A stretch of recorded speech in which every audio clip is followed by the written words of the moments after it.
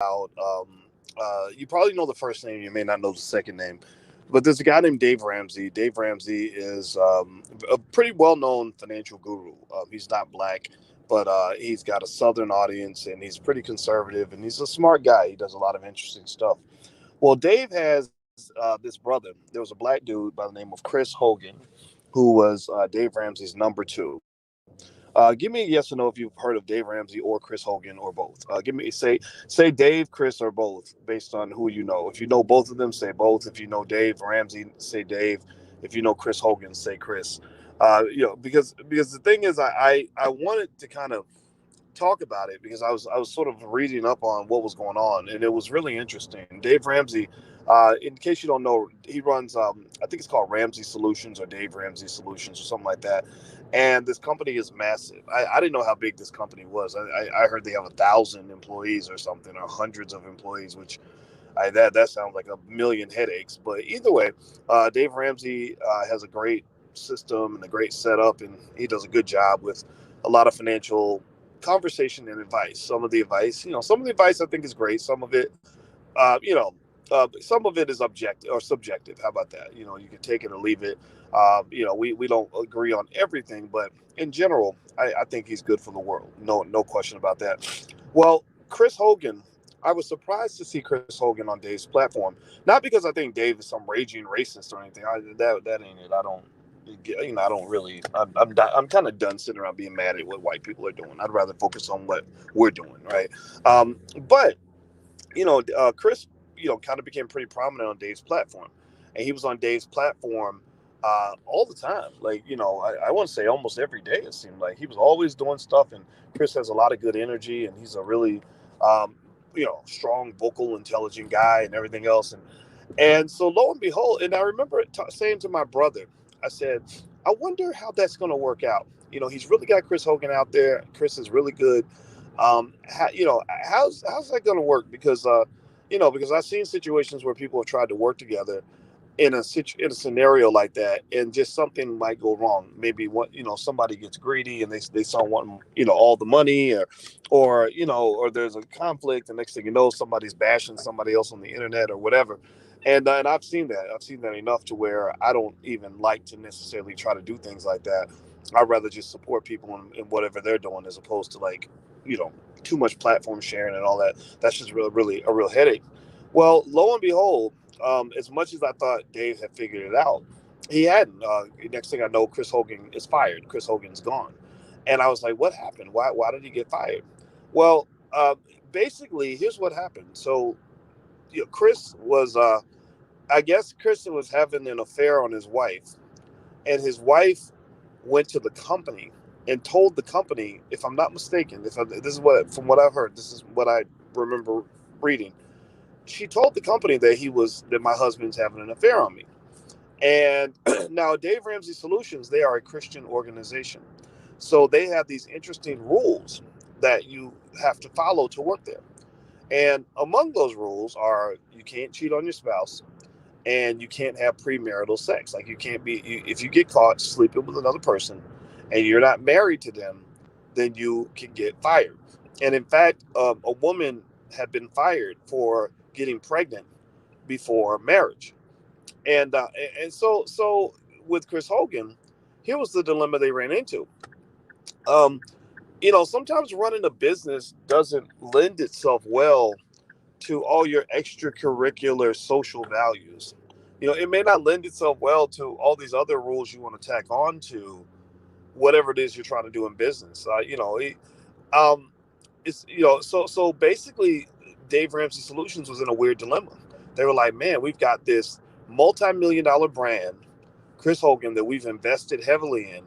He's about to do a book tour or something that they had going on, and and now people are saying we need to fire him too, because he has a penis and he's using it, and he's not using it in a way that we sanction.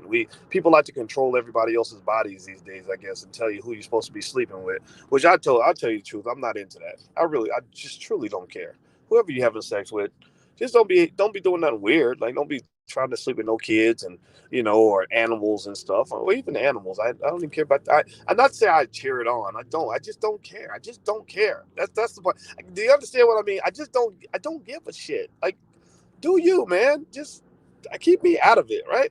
So this idea of kind of legislating other people's behavior, and these are grown ass people. These are adults, man. These are not 8-year-olds. These are grown ups who have freedom to do whatever they want. Why are you trying to tell people who they need to be sleeping with? That's a recipe for disaster. Because I told you, you can't outsmart God and Mother Nature. You can't. God invented sex. God, Mother Nature invented this process of mating that human beings do, and it is important because that's why we exist. Without the mating process, we would not be alive. And so when you get to the point where you're trying to stop the flow of life, like in Jurassic Park, there's a guy who said, life will always find a way. Life will always find a way. And what he meant by that is you can try to play God. Like you could try to say, well, you're not allowed to have sex with that person. But God, life will find a way. It's going, you can't stop it.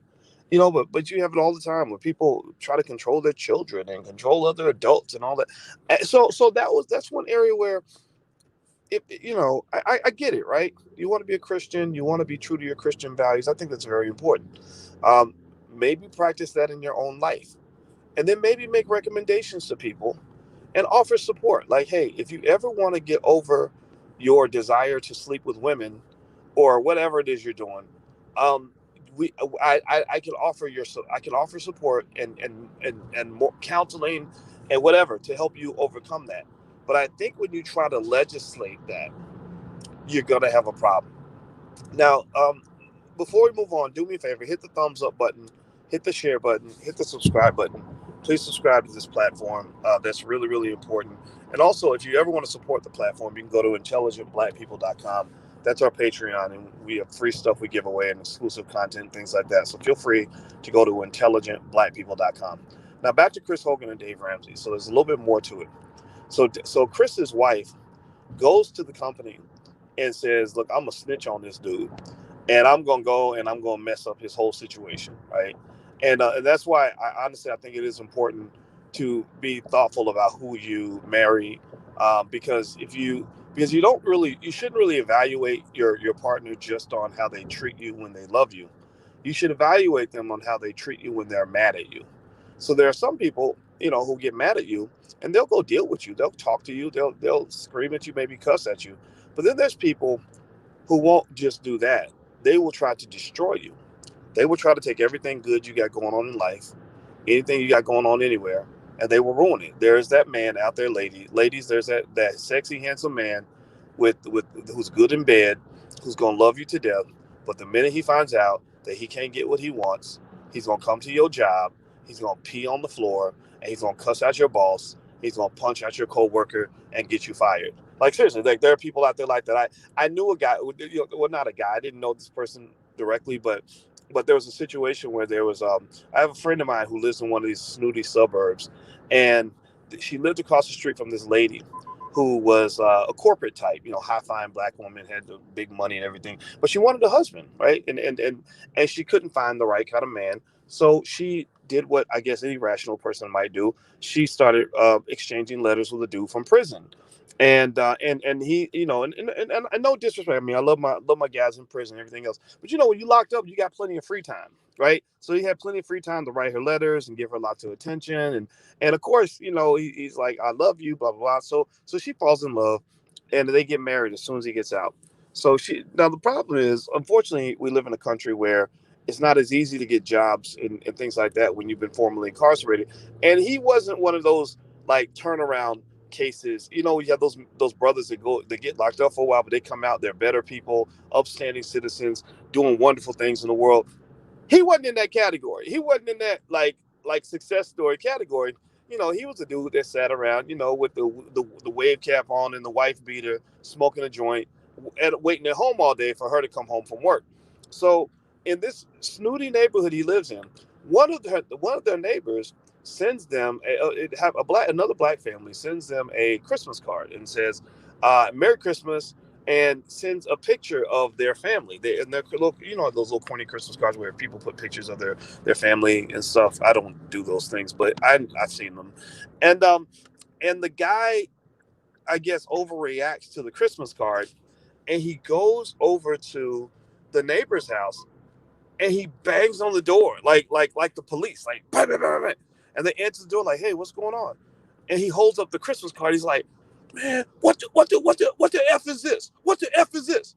Right? And he's like, "It's a Christmas card." And he was like, "Don't you be sending my woman pictures of yourself? don't be sending my woman no like." It was really really funny. So anyway, my point is to say that you've got people. You got to really think about who you let into your life, because it's not just how people deal with you when they like you and when they're happy with you. You got to also think about how people deal with you when they're not happy with you.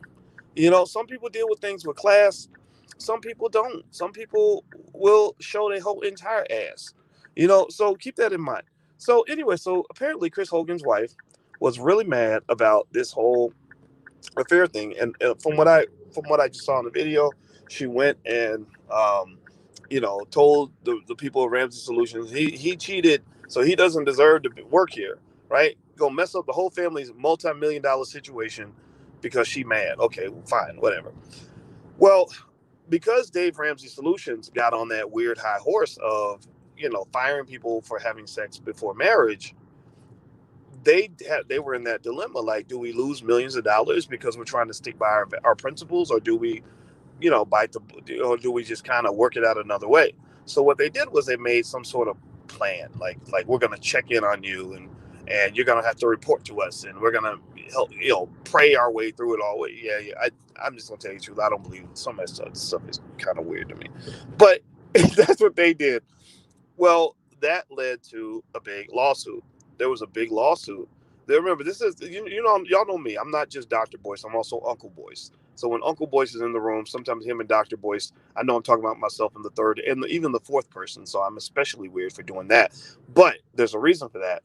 Dr. Boyce and Uncle Boyce come into the room together to give you financial knowledge from a real life perspective, to talk about real life stuff that links into your financial situation. So I hope that that's okay. Give me a yes in the chat if it's okay for me to continue the story and to still be loved. Because some of y'all might be like, why is he talking about that? Well, because it's life, man. Because life is what gets in the way of you making money. like if you don't understand that, then you ain't lived no life yet. So so anyway, so the point, so with this, so basically they got sued big time. They had all these, they had two or three women that were like, "Yo, wait a minute, wait, hold, wait, stop the bus. You're telling me that you fired me because I got pregnant and I wasn't married, but you're giving this guy all kinds of outs and opportunities and exit strategies and counsel, therapy and counseling, Christian counseling, right?" And now here's the reality of it all. Here's where real life steps into it. Real life don't care about your agenda. Real life is going to just be real no matter what. The universe always going to keep it real with you, even when you're lying to yourself, even if it hurts your feelings. And so the real life of all of this is this. It's very basic. Chris Hogan is a multi-million-dollar brand, and you ain't. That's what I mean. That's what he is, a multi-million-dollar brand. So that is so there's no scenario in real life anywhere where a multi-million-dollar asset is going to be treated the same as a $10,000 asset. It just doesn't work that way, right? That's the real life aspect of it. But because, again, in almost like a Derek Jackson kind of way, they had created this artificial fantasy world that was difficult to maintain. When you create an artificial environment, it takes a lot of work to maintain that environment. Like on a spaceship, you're creating artificial oxygen and artificial gravity. Well, it takes billions of dollars and lots of science and lots of manipulation, moving and shaking to kind of maintain this artificiality, because it ain't real. It ain't space. Space is natural, but artificial oxygen generating, gravity generating environments in space are not natural. So when in your life, when you create an artificial environment, like the way Derek Jackson did, the artificial environment, like, I'm a perfect man, I would never ever do anything wrong because I'm so wonderful and perfect. And any man who ever does something that you don't tell him to do is obviously a weak, pathetic human being.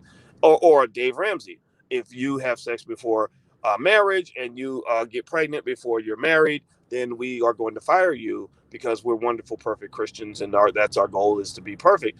Well, when you do that, it's going to cost you. It's going to cost you because that bubble is easily popped, just like a space shuttle where somebody leaves the bay door open and all the vacuum of space sucks all the oxygen out and there's a complete disaster. Well, the same thing is true when you create an artificial environment in your life. That bubble easily pops. It pops as soon as a little bit of reality seeps in. The whole thing falls to shit. So Dave Ramsey now, unfortunately, as smart as he is, and as great as his company is stuck in the middle of these crazy lawsuits, probably for millions of dollars. Because people love to sue and they sue for lots of money, especially if you have money. And all of it, I believe, could have been prevented by simply not trying to legislate the lives of grown ass people. I do not believe in controlling the lives of other adults. I just think that that's kind of silly, especially on something like sex. Like if you say, look, you can't smoke crack on the job or you'll get fired. I get that, right? That's easy. It's not hard to stop that sort of process. It's not like the crack epidemic is so strong that you're going to have to deal with a lot of that. But when you try to legislate something like sex, are you kidding me? Are you joking? And Chris Hogan's famous. He's got he's getting stuff thrown at him everywhere, because y'all know the church can have some of the most ratchet behavior in America. Like, because that's where you get all the suppressed sexuality is in the church. When people try to pretend like it ain't real, the more you try to suppress who you really are, the more that person is going to show up in highly unexpected, highly uncomfortable ways. I that the best advice I can give everybody in here is find a way to love and accept who you are, and find a healthy, socially acceptable way to express who that person is. Don't deny that. Don't lie to yourself, because I do believe that when you pretend to be something that you're not, it just almost seems to never really work.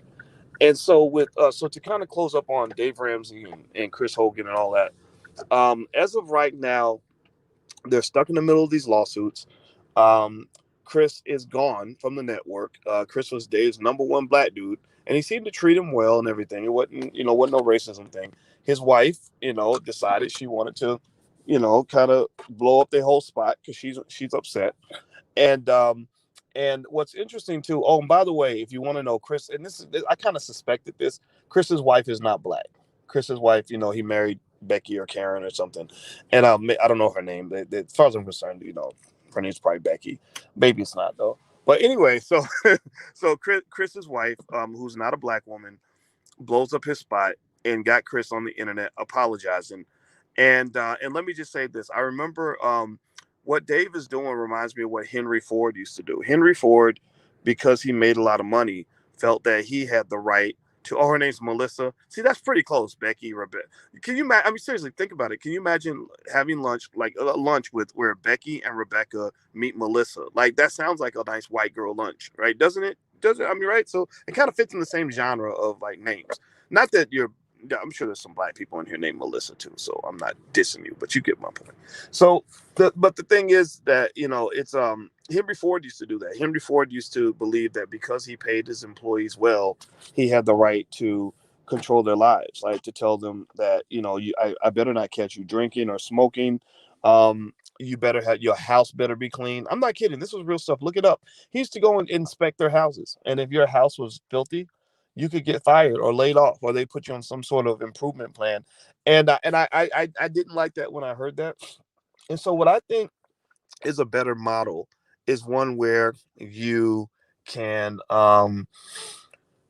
help people without pressuring them, right? Like, for example, in my organization, we don't have 1,000 employees. My God, I wouldn't want to manage that many headaches. That's just too many situations, too much drama. But in my space, we have values. We have core values. Our core values are that we believe black people should educate our own children, create our own jobs, and support black businesses. And we also expect you to honor and respect all the people that come through the black business school, the people that support the school. You got to put black people first, be one. And so we have basic values like that, and we do enforce those values, right? But we don't enforce them in a way where we're trying to regulate how people live their lives. Like, I don't really know anything about, like, all my team members. I know nothing about who they're sleeping with. I know nothing about if they get pregnant. I say, and they tell me, I say congratulations. I don't care if you're married or not married. So I really think I don't even know people. I got people on my team that use drugs, and as long as you ain't using drugs on the job and messing up your job, then I don't care. And I honestly think that that's actually a better approach. I really think legislating the lives of adults is not going to work. And so, I'll say this. Eric Bowie says Chris Hogan will be fine. He just has to find himself outside of Dave Ramsey, which he can. He absolutely can, right? So he's going to be fine. He's going to do well. Now, don't get me wrong. Being on Dave Ramsey's platform, though, he really catapulted Chris. And I know he has his own YouTube channel, but because there's so many contracts and things like that with Dave Ramsey Solutions, there's no telling. Maybe he can't even use that YouTube channel. You just never know what the contract is. And also, if he's still married to Melissa, then he's still gonna have to handle that, right? So what's to say that in the next situation that he gets into, if he ever does, if he gets in another entanglement, is Melissa then going to go try to destroy his life? And I'll say this. And Sade says the facts are that he cheated, so him losing his job is on him, not the wife. I hear what you're saying for sure, but I will say this. I've known men who have been really disappointed in being mistreated by their spouse. Maybe the wife didn't cheat. I'm a believer in terms of real life that I don't believe when women mess up in relationships, it's not usually through something like cheating. It's not through, I have found that, cheating or just cheating or, because somebody's attractive or whatever is more of a masculine behavior. Doesn't mean women can't cheat. We know women cheat, all the time. But typically when I hear about women cheating, there's a more complex reason. Like I felt disconnected emotionally from my husband, this, that, and the other. And I've seen men who cheat just because it's Tuesday, who just get into situations because she looked good. I love my wife, but that girl over there looks really good. And this ain't got nothing to do with love. Love ain't got nothing to do with it. So I'm not saying it's yes or no. And women and men can do the same thing. So I'm not judging that part. But what I will say, though, is that I have seen men get really angry at their wives who did something blatantly disrespectful. Maybe she was mean to him. Maybe she nagged the hell out of him. Maybe she neglected him. Maybe she wouldn't sleep with him. Maybe she embarrassed him in front of other people and committed some other because we don't talk enough about that. We don't talk about the things women do in relationships outside of cheating that are harmful to relationships. Stop acting like women are angels. Stop acting like women are always the victim. Stop acting like women are perfect and men are not. That is not true. Y'all know it ain't true. Y'all know, give me a yes or no if you follow what I'm saying. Y'all know that there are some women who may not cheat, who will be faithful as hell, but who will be the most abusive, nasty, disrespectful people on the planet. Give me a yes or no if you understand that. So here's my point. If I had a guy that came to me and he said, "Man, she ruined our relationship because her behavior was just unacceptable. And here's what she did. She did this, and this."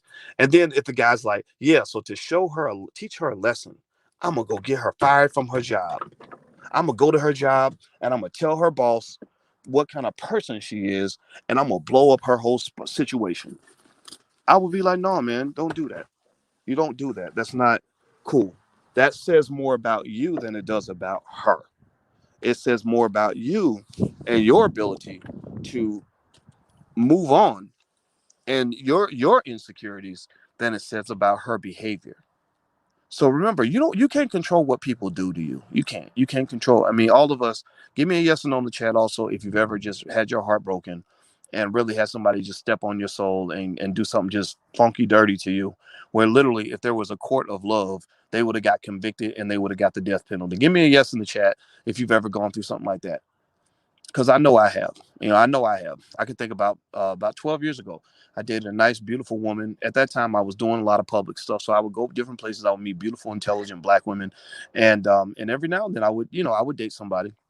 And I dated this girl. I liked her a lot. She never asked me for a commitment, but I wanted to commit to her because I was like, I don't want to be a player. I don't want to run around in the streets with 1,000 different women. That's not fun for me. I like to have deep, meaningful connections with the woman that I'm with. And she was pretty. She was smart. She had a banging body. We had a good situation. So I was like, okay, let's date.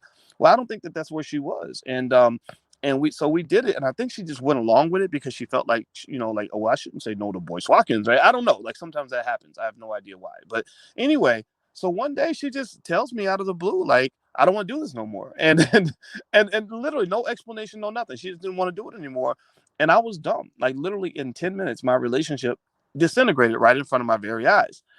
And here's the deal. You know, I remember sitting there thinking, man, this is some bull crap. Like, how can you do this to somebody? Like, I didn't do anything wrong. And then I realized, like, boys, she don't owe you nothing. She doesn't owe you a relationship. And also, there's more fish in the sea. The best thing you can do now, the worst thing you could do is to try to change her mind, fight her, and say, "Oh, I'm gonna ruin your life," because she had a good corporate job. I guess I could have went crazy and went to her job and cussed out the office manager and whatever and got her fired. Because I mean, think about it. I'm Boyce Watkins. I have reach. I can call. I could ruin her reputation. I can, like you could do a lot of stuff if you want to. But I was like, no. The best thing for you to do is move on. Best thing for you to do is pack your shit, leave her place, wish her well, thank you for your time, and move on. That way you can get to healing instead of being a dramatic little bitch and mad because somebody else is moving on and they're happy. Like seriously, like people that do vindictive behavior, if you see somebody that you're thinking about dating and you catch them in any form of vindictive behavior, or they tell you a random story, oh yeah, I had to go cut his tires, or yeah, I had to go, I had to choke her, I didn't want to choke her, but I only had to choke her one time because what she did was unacceptable. You need to walk away from people like that.